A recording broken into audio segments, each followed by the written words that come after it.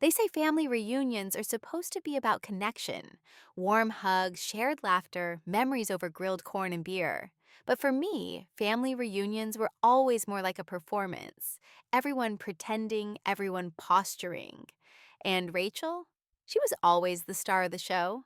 It was a humid Saturday in Austin, the kind where the air sticks to your skin and even the breeze feels like it's had enough. The backyard was decked out in every Southern cliche imaginable. Lawn chairs, red solo cups, a cooler full of Shiner Bock, and the smell of BBQ seeping into every conversation. Kids ran barefoot around the pool, screaming in joy. Adults talked about traffic, jobs, and politics they barely understood. And there I was, standing near the grill, nodding along to my cousin Derek's endless rant about brisket rubs, trying to stay invisible. Rachel had arrived late, of course. Dramatic entrance, perfect hair, oversized sunglasses. She hugged people like she was giving out Oscars. Everything about her was curated. The heels too high for a backyard, the laugh too loud, the smile too white. And me. I was in my Target jeans, ponytail frizzing in the heat, still smelling like the double shift I'd pulled at the hospital the night before. Then it happened. That moment, the one that still replays in my head like a bad dream and a breakthrough all at once. Rachel had a glass of wine in hand, her voice just loud enough to cut through the chatter. Some of us didn't have to get pregnant at 19 to feel important, she said, grinning like it was a punchline. I froze. My stomach flipped. I glanced toward the porch. Evan was there, sitting cross-legged on the steps, sipping lemonade like any other teen trying to survive a boring adult party. But I knew he'd heard her. A few people gave awkward chuckles, the kind you let out when you don't know whether to laugh or leave. My Aunt Janet did that tight-lipped smile she always wore when she wanted to disappear. No one stood up for me. No one ever did. Because Rachel didn't sound angry. She sounded funny, like she was just joking. Then she kept going. You should have seen her in high school, she said, tilting her wine like a microphone. Always chasing guys, failing classes. I guess some people peak at prom. It was like being slapped with an old yearbook, one I'd tried to burn 100 times in my mind. My throat tightened. I clenched my hands so tightly I could feel the imprint of my nails. But I didn't cry. I refused. I just stood there, swallowing the lump in my throat, wishing I had the guts to say something. But Evan did. Without a word, he stood up, walked over to her like he was walking into a classroom presentation. He held out his phone and said, calm as anything. Want to hear what she says when no one's around? Rachel's smirk faltered. Her brows furrowed, confused, trying to calculate how this child, my child, could possibly matter in this scene she thought she controlled. Then he pressed play. It was her voice, cold, clear, unmistakable. A recording from earlier that week. I remembered it instantly. She'd been in the kitchen with me, talking loudly to someone on the phone, thinking Evan was just playing on his Switch in the next room. But he hadn't been. He'd been listening.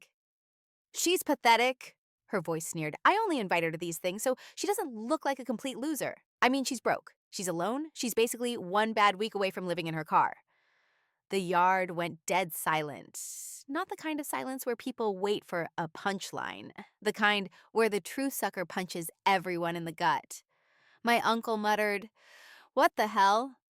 And I saw two people quietly step back from her. Rachel's mouth opened, but no sound came out. Her hand, still holding that glass of wine, trembled slightly. For the first time in 30 years, she looked small. Evan turned to me and handed over the phone. No dramatics, no speeches, just that quiet smile, proud, steady, protective. He didn't need to say it, but I felt it. I've got you, Mom. And something shifted inside me. It wasn't rage. It wasn't even sadness. It was clarity. I didn't need her approval. I didn't need to keep showing up, swallowing her barbed comments like vitamins, hoping they'd make me stronger. I had built a life from scratch, a good one where love wasn't conditional and dignity wasn't up for debate. I had raised a boy who saw me, not through the lens of my mistakes, but through the strength it took to survive them. Rachel tried later, of course. She came to me while I was packing up leftovers. Her tone rehearsed and urgent, said it was out of context, that she was venting, that Evan shouldn't have been listening. But the words landed flat. Her performance was over. No one was clapping. Still, that was just the beginning. You don't come back from a moment like that without opening a few more doors. And the one I opened next, I never saw it coming.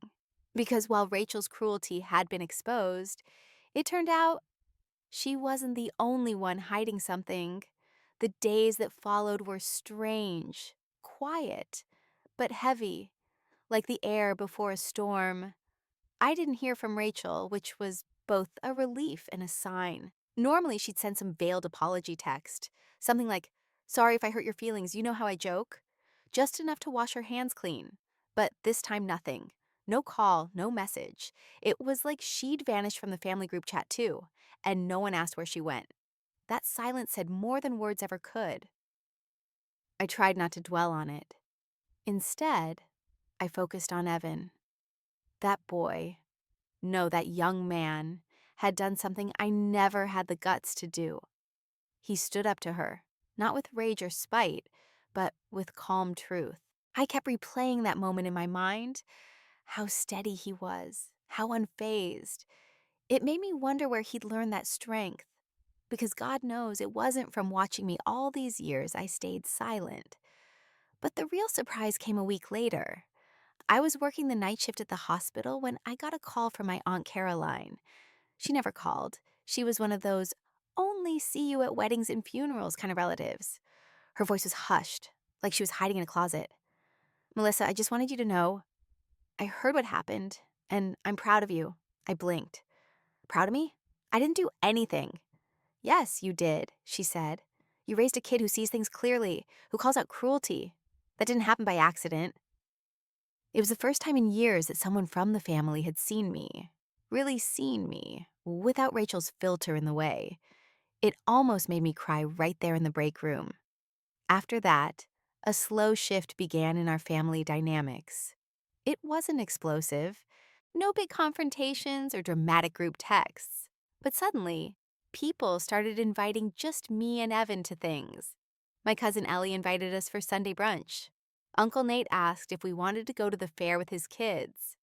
It felt like they were choosing sides quietly, and for once, they were choosing mine. Rachel, on the other hand, stayed out of sight. I heard whispers that she was taking some time away from social media, that she was rethinking her relationships. Translation: the perfect image she'd spent years curating had taken a hit, and she was scrambling to patch the cracks. But she wasn't done. 2 weeks after the reunion, I got an email from her. The subject line was simple: "Let's talk." I hesitated before opening it. Part of me wanted to delete it without reading. But curiosity, and maybe a sliver of hope, won out. The message was short. "Melissa, I know things got out of hand. I'd like to meet. Just us. Coffee?" Rachel, I stared at the screen for a long time. My heart was pounding. Not because I was scared of her, not anymore, but because I didn't know what she wanted. Was this an ambush? A guilt trip? A genuine apology? With Rachel, it was always a game of guessing what was real and what was performance. But I agreed. We met at a quiet coffee shop near downtown. She was already there when I arrived, dressed in her usual sleek black blazer and designer shoes, sipping a latte like she was prepping for a business pitch. I half expected her to stand up and offer a handshake. She didn't smile. She just looked tired.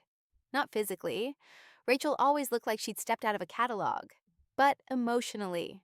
There were cracks in the mask I'd never seen before. She started talking before I even sat down. "I'm not good at this," she said, voice low. "I say things I shouldn't. I try to be funny and end up sounding like a bitch. I push people away. I know that." I didn't say anything. I just watched her. She took a breath. "What Evan did, that shook me. I didn't think he was listening, and I sure as hell didn't think he'd expose me like that." I folded my hands in my lap. He's not the kind of kid who lets things slide.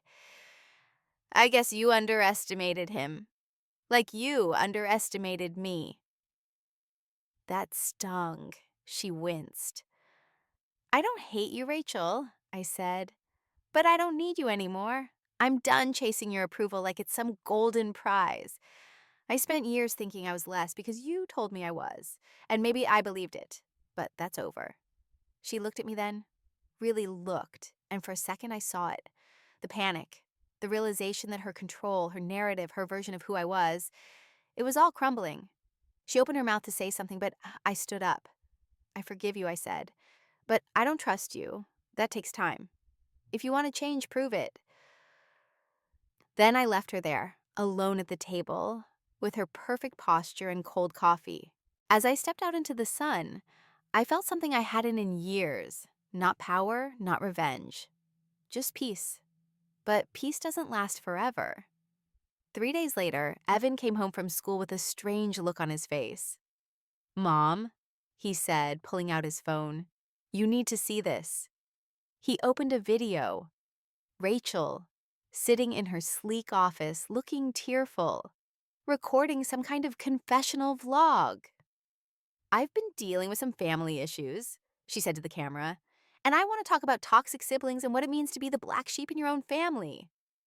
I froze. She wasn't apologizing. She was flipping the narrative again, and this time she was doing it publicly. Continue. Chat GPT Skazal. I felt the air leave my lungs. There she was, on screen, misty-eyed, vulnerable, perfectly lit, painting herself as the victim, twisting the story, not by name, of course, but the details were close enough that anyone who knew us would connect the dots. The jabs were subtle but calculated. "I've always tried to support my family," she said, her voice trembling just enough to sound authentic. "But sometimes, no matter how much love you give, some people will resent you for your success. They'll twist your words, turn your kindness into cruelty. It's heartbreaking." She paused dramatically, blinking at the camera. "But I'm done apologizing for being myself. I won't let anyone, even family, silence my truth." I stood there, numb, as the video ended. Evan looked at me, jaw tight. "She's weaponizing it, making you look like the jealous sister." "She's scared," I said quietly. "This is what she does when she loses control. She rewrites the story, makes herself the hero, or the victim." "But people are buying it," he said, scrolling through the comments. "So brave, so real. Family can be so toxic sometimes. Stay strong, Queen." I wanted to scream. It wasn't just the betrayal. It was the performance of it. The way she turned truth into theater, my pain into her plotline. And yet, I didn't cry. I didn't rage. I sat down, closed my eyes, and let the silence settle. Because I finally understood something. Rachel might control the narrative, the surface level story she feeds the world. But I controlled something deeper. The truth. The kind of truth that doesn't need likes or views.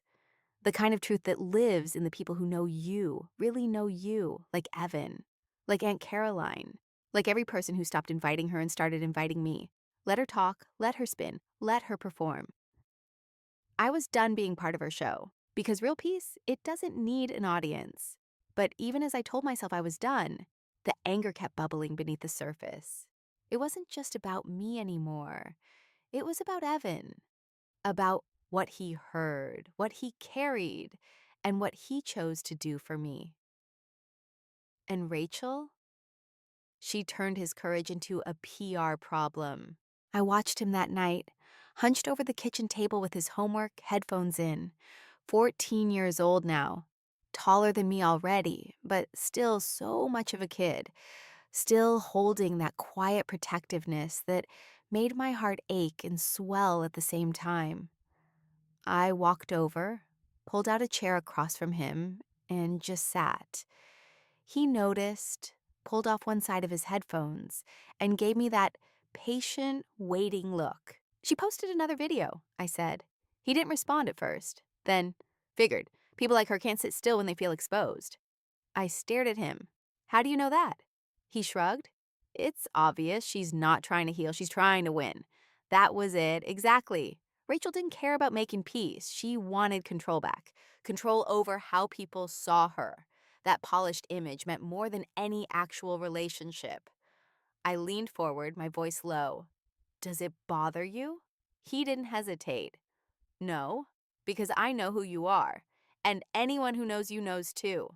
That's all that matters. And maybe that should have been enough. But the truth? It still burned. Because people believed her. They reposted, praised, validated her performance. She got applause for my humiliation. And I knew Rachel. She wouldn't stop unless she felt consequences, real ones. So I started writing. Not a video, not a rebuttal, just a post. Quiet, honest. On my own small page. No drama, no hashtags, no clever editing. Just the truth. Not even directed at her. I wrote about being a teenage mom, about the fear, the isolation, the way people look at you like you've already failed. I wrote about working nights, saving every dollar, falling asleep in nursing school lectures because I had a toddler who didn't sleep through the night until he was 4. I wrote about being told, again and again, that I ruined my life, and how none of that mattered when Evan wrapped his little arms around me and whispered, "You're the best mom ever." I didn't name Rachel. I didn't throw punches. But I did tell the truth. My truth. And people felt it. I didn't expect it to spread, but it did. Quietly, slowly, and then all at once. Within a week, it had thousands of shares. Not because it was dramatic, but because it was real. Strangers messaged me, other single moms, daughters who'd been shamed by their families, even men, sons, who said they finally understood their own mothers better. The story found people who needed it. And Rachel? She stayed quiet for a while, until one day she texted me. It wasn't long, just 4 words. Nice little pity tour. My stomach turned, but I didn't reply. I didn't need to, because I'd finally taken back something she stole from me a long time ago, my right to be seen without her filter. But here's the part I didn't expect. The more I let go of needing to be understood by her, the more I understood myself. And that was freedom. Yet the universe wasn't quite finished with me, because a few weeks later, something happened that flipped everything. Again. Evan came home from school with a strange look on his face. Not angry, not sad, just off. I asked him what was wrong, but he just said, "We'll talk later." Later turned out to be 1 a.m. I was half asleep on the couch when he came downstairs, barefoot, quiet, and stood in the doorway like he wasn't sure if he should speak. I sat up. "I lied," he said.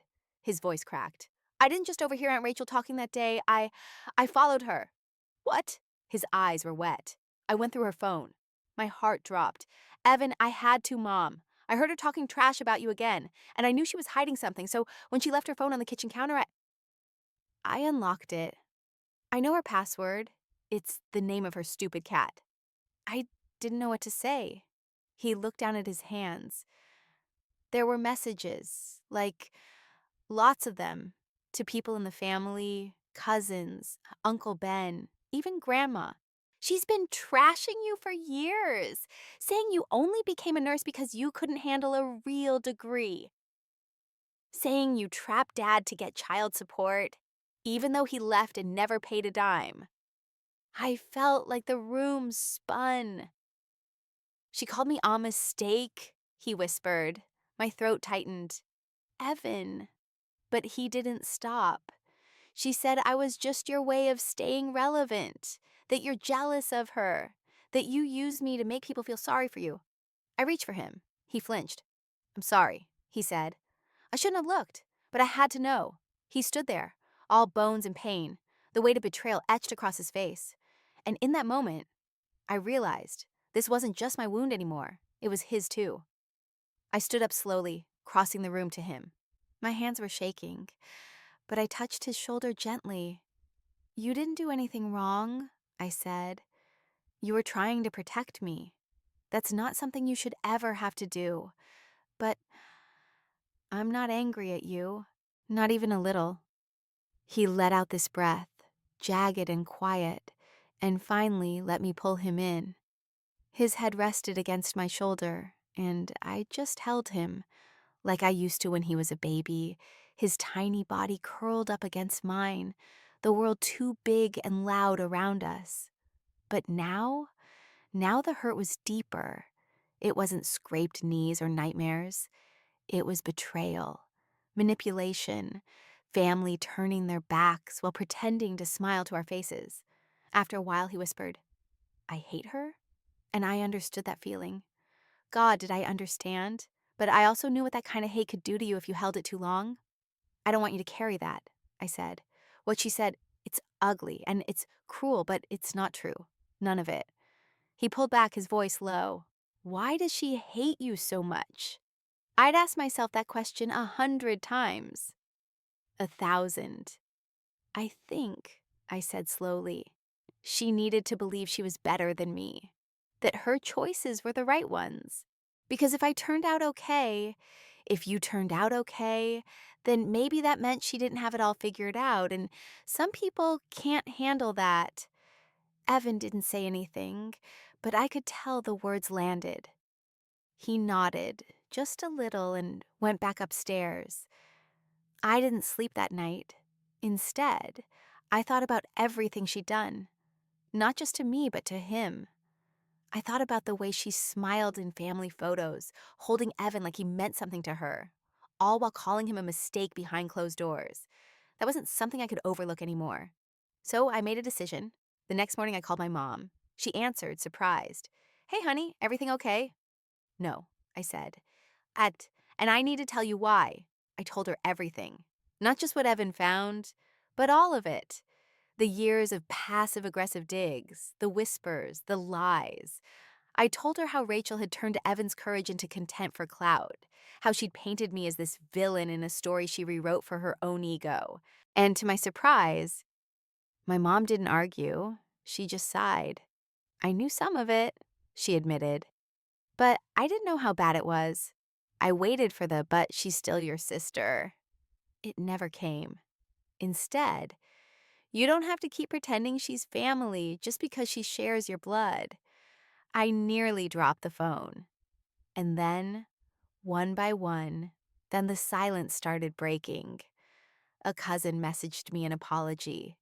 An uncle sent me a long voice note saying he believed Rachel for years because she was the loudest, but that Evan's post changed how he saw everything. Even Grandma, in her old-fashioned way, called and said, "I'm sorry I wasn't paying attention. It didn't fix everything. It didn't undo the hurt, but it shifted something. Rachel wasn't untouchable anymore. Her version of the truth wasn't the only one being heard. Evan and I, we kept living. We healed slowly. We set boundaries. We celebrated small things. We laughed more. He started calling me Iron Mom, and I pretended to roll my eyes even though it made me beam inside. And Rachel? Well, her views dried up. Turns out, without a villain to punch down on, her audience lost interest. She reached out one more time, sent a long message, half apology, half excuse. I never replied. Some people don't deserve closure. Some people just deserve silence. And me? I've never been more at peace. Evan started therapy not long after everything happened. At first, he was hesitant, didn't want to talk to a stranger, didn't want to make it a big deal. But after just a few sessions, I could already see the weight starting to lift. He was laughing more, sleeping better, asking questions about boundaries and self-worth that most adults still struggle with. One night, a few weeks later, he sat next to me on the couch and said, "You know, I don't think she broke me." I turned to him, heart swelling. "No, she didn't. She tried," he added with a little smirk. "But I think I'm more like you than I thought." That one sentence, it wrecked me in the best way. Because for years, I'd questioned every parenting choice, every sacrifice. Every night I stayed up trying to figure out how to protect him from the world. And in that moment, I realized I didn't have to be perfect. I just had to be real, honest, present. We both had scars now, but they weren't signs of weakness. They were signs we'd survived. And as for Rachel, her silence stretched longer and longer. She faded from the center of the family drama. People stopped defending her, stopped reposting her content. The last I heard, she'd gone offline for her mental health. Translation: no audience left to manipulate. Funny how the truth, even when it arrives quietly, has a way of echoing louder than any lie. I used to grieve the idea of having a normal family, but now I don't chase that anymore. I've learned that chosen peace is better than forced connection. That protecting your kids sometimes means cutting off anyone who thinks they can hurt them and still sit at your dinner table. Evan and I built our own version of family, one where truth is safe, where love isn't a weapon, where nobody's existence is called a mistake. And every time I look at him, I don't see damage. I see strength. I see freedom. And I see the future, one we carved out for ourselves without her shadow hanging over it. Because sometimes the best revenge is healing anyway. A few months later, something unexpected happened. My mother called me. She doesn't usually call, texts when she has to, sends a birthday card late every year, but rarely reaches out just to talk. Her voice was unusually soft, almost unsure. She said, "Rachel wants to apologize." I stayed quiet. "She's been in therapy. She says she's changing. She wants to make things right. With you, with Evan." The idea stirred something strange in me. Not anger, not hope, just stillness. For so long, I'd imagined what I'd say if Rachel ever came around. I pictured epic monologues, maybe tears, maybe a dramatic door slam at the end. But now, I just didn't care enough to be angry. I'd moved on, and she was still trying to undo the image of herself she'd built brick by brick. "Tell her I wish her well," I said. "But I'm not interested." There was a pause on the line. Then my mother exhaled, like she knew that was coming. "Okay, I understand." And I think for the first time in years, she really did. That conversation didn't open old wounds. It sealed them. It reminded me that closure doesn't always come with a grand finale. Sometimes it's a quiet decision you make by yourself. Sometimes it's walking away without needing an apology to validate what you already know. You were right to leave. Evan thrived after that. His confidence started to show in subtle ways. The way he spoke up in class, the way he handled conflict without retreating into himself. One night, he even helped another kid stand up to a bully. When I asked him what made him step in, he shrugged and said, "Nobody else was going to."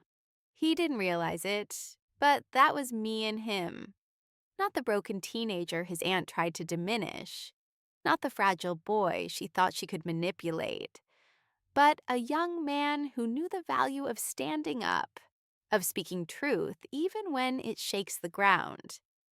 We moved into a small townhouse about a year later. Nothing fancy, but it was ours. We painted the living room walls together, choosing this warm, soft blue that made the sunlight in the morning feel like a fresh start. We didn't talk much about the past anymore. We didn't need to. It wasn't forgotten, just put where it belonged.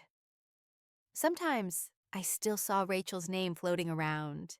She tried to rebuild her image online, started sharing wellness content, talking about reclaiming your truth and owning your mistakes. Maybe she meant it. Maybe it was just another performance. But I wasn't her audience anymore. What really mattered was that my son, my fierce, brave, loyal son, never once looked back and asked why I didn't protect him better. He knew. I'd done everything I could, and then I'd done more. And now, we were finally living in the aftermath of survival. Not as victims, but as our own proof that resilience is real. One Saturday afternoon, we were out on the porch. He was doing homework, I was drinking coffee, the breeze carrying the smell of freshly cut grass. Quiet, peaceful, the kind of moment you don't realize you've been missing until you finally have it. He looked up and asked, "Do you ever miss her?" I took a slow breath. "No, I miss the sister I thought I had, but she never really existed. He nodded, like he understood exactly what I meant. Then he smiled, and in his eyes, I saw everything I'd fought for, everything I'd earned. This wasn't just about Rachel. It never really was. This was about legacy, about choosing what kind of love we pass down. And for all her cruelty, all her schemes, all the shame she tried to stitch into my skin, she never broke that. If anything, she sharpened it. Because I didn't raise a boy who turned bitter from betrayal. I raised a boy who fought back. And I'm not the girl she used to mock anymore either. I'm the woman who finally stopped listening.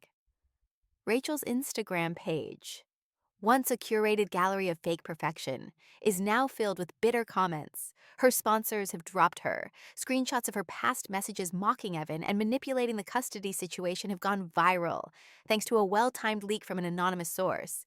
And that source? Me. I'm not hiding anymore. I've kept every email, every recording, every lie she whispered when she thought no one was listening. It took years, but the truth finally has teeth.